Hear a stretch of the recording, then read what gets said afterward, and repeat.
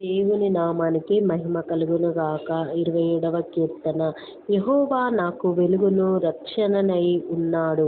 నేను ఎవరికి భయపడుదును? యెహోవా నా ప్రాణదుర్గము, ఎవరికి వెరుతును? నా శరీర మాంసము తినుటకై దుష్టులు నా మీదికి వచ్చినప్పుడు, నన్ను బాధించు శత్రువుల నా మీదికి వచ్చినప్పుడు, వారు త్రొట్టిల్లి కూలిరి.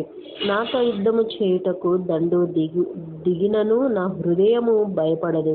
నా మీదికి యుద్ధము రేగినను దీనిలో నేను ధైర్యము విడవకుందును.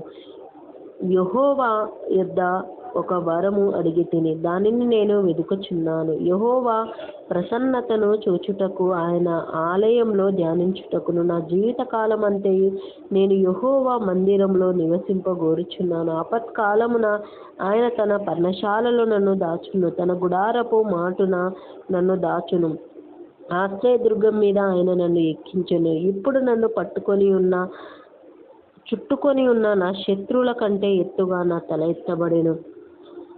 ఆయన గుడారంలో నేను ఉత్సాహధ్వని చేయుచు బలులను అర్పించెదను. నేను పాడెదను, యెహోవాను గురించి స్తుతిగానం చేసెదను.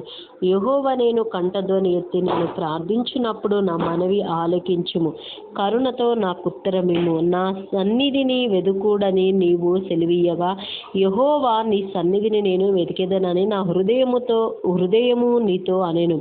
నీ ముఖమును నాకు దాచుకోము. కోపము చేత నీ సేవకుని తోలివేయకుము.